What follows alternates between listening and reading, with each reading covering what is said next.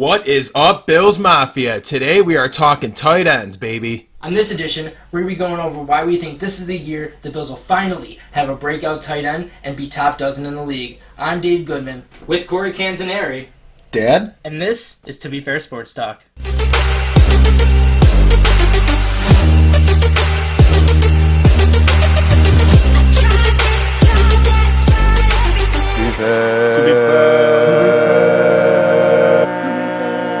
One thing I think we can all agree on in Buffalo is that we have never had a fucking good tight end.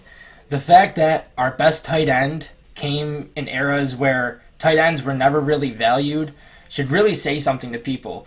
The Bills have missed the mark time and time again when it comes to securing a tight end that's going to scare a defense and actually make him a part of the defensive game plan where they're scaring the defense and they have to really focus on him and instead of someone else. It shows time and time again that they have not done anything positive and they've always just stuck middle of the pack. You know, it's frustrating. It's just so beyond frustrating to see a team that sits here and acts this way constantly about a position where it shows that it needs to be addressed. And honestly, you're not drafting these assholes in fantasy either. This has been the Achilles heel of this team for how many years? Quarterback and tight end, both of them, are probably hand in hand. It's been a huge weakness that all these other years of his squad is ignored. Yeah, they've ignored this. You have to go all the way back to Jay Remersma and Pete Metzlars at the time, dude, and that's over 20 fucking years ago, dude. And those guys are so average on elite offenses that the only thing I can honestly say to this is I can compare it to when we're all in high school and you had all the jocks are picked first, blah, blah, blah, but then you always had that one nerdy kid who's always picked last and nobody covers him in the game. They just leave him wide open, and 1 out of 10 times he grabs a touchdown for you, okay, because everybody's ignoring him. Get open, Johnny, get open, I'll give it to you next play. Yeah, that's Jay Remersma and Pete Metzlars. Yeah. Really super below average talents on elite offenses is what those guys were. Yeah, and it shows too, because it shows throughout this whole regime we have never had a true tight end. And those guys, that everyone is looking for. Yeah, exactly. And those guys are literally our best. Yeah, and that's it. And of course we've had it only get worse here, Mafia. We've had it get only 10 times worse with people like Robert Royal, Scott Chandler, and Charles Clay. And to be honest, guys, that is just the most notable ones that I could bring up because they're honestly the best ones that have played for Buffalo in the past 10 to 15 years, unfortunately. I mean, and the thing is, too, you could blame quarterbacks all you want for this and stuff like that, but those tight ends have not had the same success. If Travis Kelce went to another team, he'd have some pretty much similar success without Pat Mahomes because of his size and his ability. These guys like Robert Royal, Scott Chandler, and Charles Clay. Charles Clay somewhat had a decent stint here and there, flashy and stuff like that, but he's not any of these elite tight ends. He's no top 12, top 10 tight ends in the league, that's for sure. You know what I mean? Yeah, absolutely not. And one thing is that it proves that an elite tight end scares a defense, and it does wonders for an offense and how they utilize his height, his strength, his speed, and his catching ability, but to be able to use his athletic ability to be able to leap over him and be better than him, and a safety can't cover him all game because he sits here, and when he covers him all game, he's going to get worn down. He's going to get tired because he has to cover this big dude all game long. We can't state enough what even a top 12 player, if we had a top 12 player at that position at tight end, it's an effect, right? It moves through the depth chart down.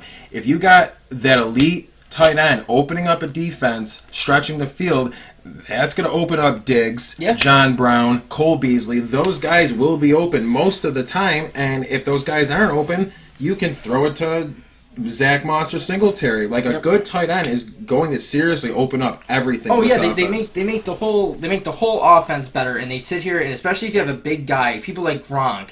People like Zach Ertz, Travis Kelce, Kittle.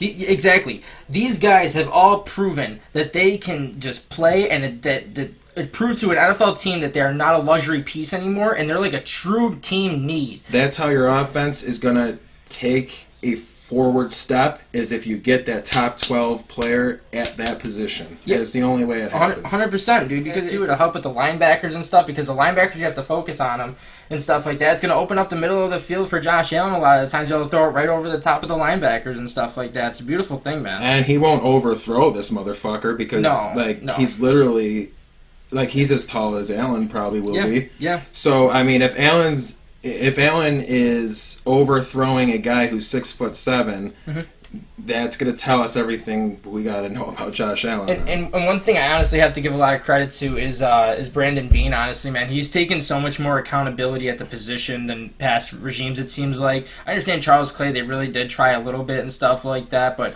otherwise, prior they really didn't try to bring too many people in and stuff like that. And it's nice to see that someone like Brandon Beane is trying to bring in someone like Dawson Knox and Tommy Sweeney through the draft, or people like Tyler Croft and Lee Smith through free agency. And they're also looking for even Greg Olsen. They're trying to find someone like him. So I think it really helps out understanding that having the elite tight end makes the difference, and it shows too with the production, because as he's said to me 100 times over, that the top tight ends help win Super Bowls. You could see it with the history and the track record that top tight ends make the difference in the Super Bowl. Zach Ertz that year in fantasy, Yep. I remember using him in fantasy that year a lot because I had Wentz and Ertz, and that combo won me a lot of weeks in fantasy too that year. Before we move on to who we think our breakout tight ends will be, please hit that like button and subscribe to the channel as well. It helps distribute our content to other Mafia members, so that would be much appreciated. Thanks, guys. Now, I truly think Dawson Knox is the guy. He is the obvious answer for most Bills fans, obvious answer for someone like me, but he's also had a lot of question marks at the end of the year, which I think why everyone is wondering if he's going to break out this year, because at the end of the year, you see the flashes. You saw the big Rambo stiff arm. He's stiff arming him. But he sits here, and he does these buttery popcorn pregame rituals where he drops the ball all the time, though.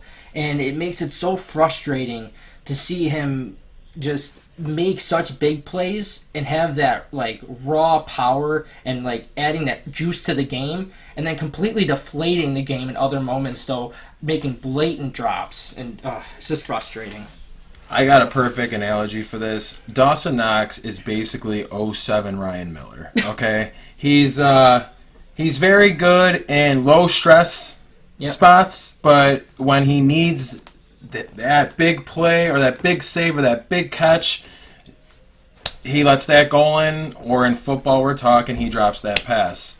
If Knox caught 75% of the blatant drops of last year, we're talking he might have won an award as a rookie or something. We are talking a whole new player if he makes half of those drops he caught. Exactly, though, because he sits here and he has those big plays. I forgot who team we were playing. He was right in the middle, though, of the field, right near the end zone, and you see him turn his head away, though, before he catches the football, and he drops it. It was a plain catch and stuff, wide open, going right to the end zone. Yeah, and he drops it, and it's just you can't have these mistakes. You can't be playing football this way and expecting to win games, because he's costing your team points. You're wondering why you're settling for 3 all the time. It's because people like him are dropping the ball. Yeah. Josh Allen has had his players have the most drop percentage throughout any other team in the league, and that's just facts. And that goes back to even Wyoming too. None of his players on that team were even drafted. None of them are in the league. He had the most drops in all of college football out of his wide receiver core.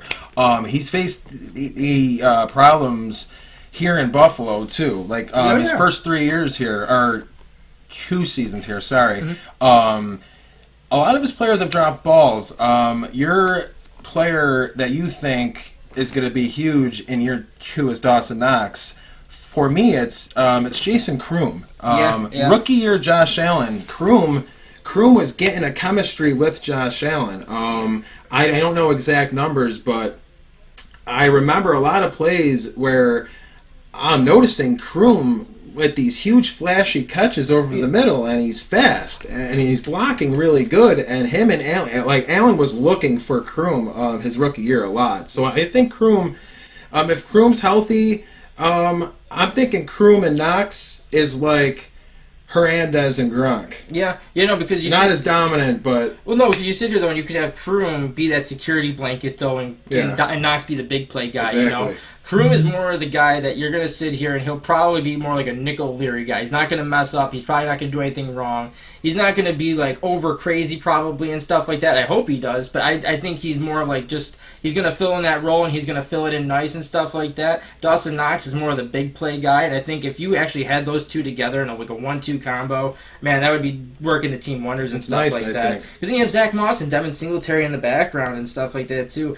Now, when it comes to the tight end that's gonna be cut, I mean, it's got to be Lee Smith or something like that. I mean, Tommy Sweeney really has to have a terrible camp. Yeah, Lee Smith. If Lee Smith is beating you out, Tommy boy, it's time to just switch professions, bud. There's a bunch of insurance places opening up. Like, come on, bud. You can't beat out Lee Smith this year. Then and what about Tyler Croft too? Because he sits here now. He's making. I heard him saying he has a reduced contract and stuff, and I think it actually voids his third year. Right. So this is his last year on the deal. But I truly just, oh man, he has been a disappointment too with the injuries and stuff. He's basically an unknown, but he doesn't seem like he's going to be here long term. I think the Bills are just going to probably just hopefully ride out his last contract with them, get him the fuck out of here, and just be happy with Dawson Knox, Jason Croom, Tommy Sweeney, and move on because there's no one else that's important. Right, and the way Brandon Beane has like.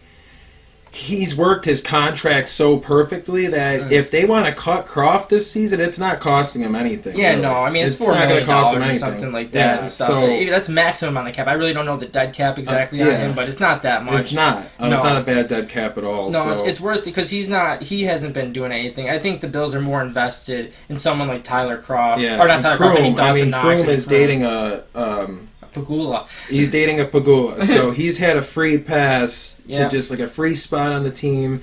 Now he has to earn his keep. Yeah, and Croom is definitely my guy. Because it's crazy that you kept him last year and he didn't play a single snap. Yeah. So there's a reason. If you're keeping him without playing a single snap, they're keeping him for a reason. Because Josh Allen likes him. Yeah, I mean, exactly. And good for them because he is a special talent. Yeah, he has a good talent. And like you said, with the 1-2 punch of Knox and him, that would just be one. Yeah, that would be. Yeah, that'd be good stuff. That's good stuff, boys. So, anyway, guys, I think that's going to do it for us. I really appreciate you guys taking the time to watch the video. If you guys want to subscribe to the channel as well, I'd really appreciate it. Thanks, guys. Have a good one. Let's go Bills. Go Bills, baby.